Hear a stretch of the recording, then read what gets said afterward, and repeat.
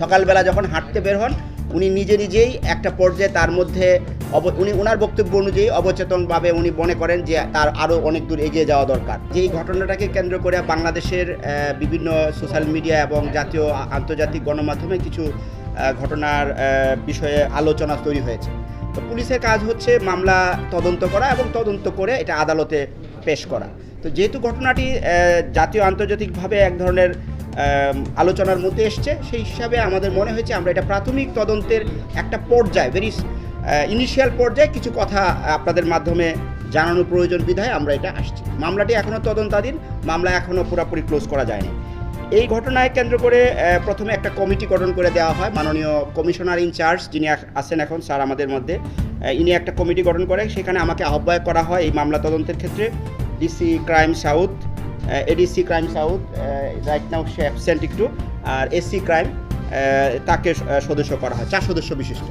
এবং আপনারা জানেন যে ফর্মালি আমরা একজন ইনভেস্টিগেটর নিয়োগ করি যিনি কিনা তদন্ত করেন এবং আদালতে রিপোর্টটা জমা দেন। তিনি আমাদের সাথে কাজ করেছেন, মেহেদি, সাব ইন্সপেক্টর মেহেদি। তো আমরা যেহেতু কমিটির মধ্যে ছিলাম, ওর কার্যক্রম আমরা নিজেরাও পর্যবেক্ষণ এবং তার সাথে আমরা অতপ্রতভাবে জড়িত ছিলাম। সেখান থেকে আমরা যে জিনিসটা পেয়েছি এই পর্যন্ত সেটা আপনাদের সামনে একটু আনি। আপনারা জানেন যে মহিবুল্লাহ মিয়াজি যিনি TNT মসজিদের ইমাম, দীর্ঘ সময় যাবৎ উনি ইমামতি করেন, উনি একটা এজাহার দিয়েছেন। সেখানে উনি উল্লেখ করেছেন যে সকালবেলা হাঁটতে গিয়ে উনি 4-5 জন ব্যক্তি কর্তৃক উনি মাইক্রোবাসে করে ওনাকে জোর জবরদস্তি করে নিয়ে যায় এবং পঞ্চগড়ে ওনাকে আবিষ্কার করা হয় একদম একটা নাজেহাল অবস্থায়। সেখানে উনি চেইন এবং তালাবদ্ধ অবস্থায় ছিলেন, যেটা একটা স্বাভাবিক অবস্থা না। পরবর্তীতে পুলিশ এবং আশেপাশের লোকজনের সহায়তায় উনি রেস্কিউ হন এবং উনি আমাদের কাছে এসে রিপোর্টও করেন। রিপোর্টকালীন সময়ে উনি যেটা বলেন যে উনি শারীরিক এবং মানসিকভাবে অবসাদগ্রস্ত, উনি একটু সময় চান। তো আমরা অ্যাকর্ডিংলি তাকে সময় দিই এবং উনি তার ওই দিনেই বিকেলবেলা এসে একটা উনি লিখিত এজাহার দায়ের করেন।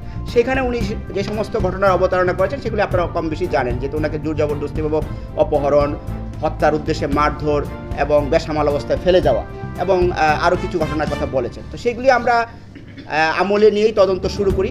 তদন্তের পর্যায়ে আমরা যে জিনিসটা জানতে পারি যে উনি আসলে সকালবেলা যখন হাঁটতে বের হন উনি নিজেই একটা পর্যায়ে তার মধ্যে ওনার বক্তব্য অনুযায়ী অবচেতনভাবে উনি মনে করেন যে তার আরও অনেক দূর এগিয়ে যাওয়া দরকার। তো এরকমভাবে করতে করতে উনি জয়দেবপুর চৌরাস্তায় আসেন এক পর্যায়ে, CNG কোন সময় অটো, এখান থেকে বাস যুগে উনি এসে যান আপনার সুবানবাগ হয়ে গাবতলী থেকে উনি শ্যামলী পরিবহনের একটা টিকিট ক্রয় করেন। ক্রয় করে উনি পঞ্চগড়ের টিকিটটা কিনেন। তো পঞ্চগড়ের টিকিট কিনতে গিয়ে উনি বগুড়ার পেন্টাগন হোটেল, যেটা কিনা শেরপুর থানা সম্ভবত, না যদি ভুল না করি কোথাও, তো ওইখানে যে যাত্রা বিরতি করে সেইখানে উনি নেমে উনি অজু নামাজ করেন মাগরিবের টাইমে। তো এরপরে উনি পঞ্চগড়ে চলে যান। এরপরে ওখান থেকে উনি নিজেই হাঁটতে ওখানে যে পড়ে যান বা অবসাদগ্রস্ত হয়ে পড়েন এবং নিজে এই ধরনের অবস্থায় তাকে আবিষ্কার করেন।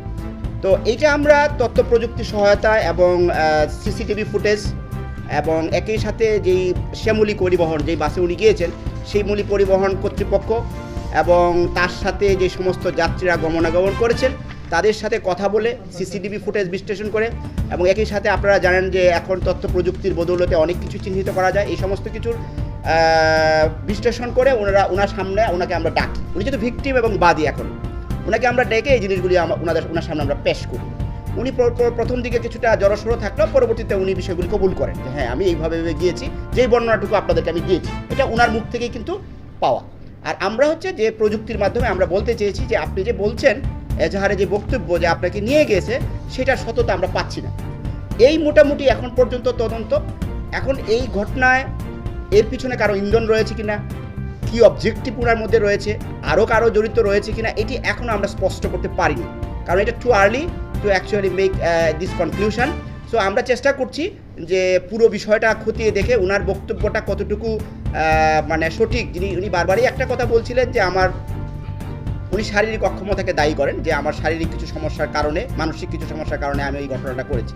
কিন্তু স্টিল আমরা মনে করি জিনিসটা অবসকিউর, এখানে কারো ইন্ধন আছে কি নাই এটা আমাদের কাছে স্পষ্ট না। এই বিষয়গুলি পরবর্তীতে আপনাদেরকে স্পষ্ট করা হবে এবং যে সমস্ত প্রচলিত আইনে যেই প্রসিকিউশন প্রয়োজন আমরা এই অনুযায়ী তার বিরুদ্ধে অথবা আরও যদি কেউ যদি এটার মধ্যে থাকে ব্যবস্থা নেওয়া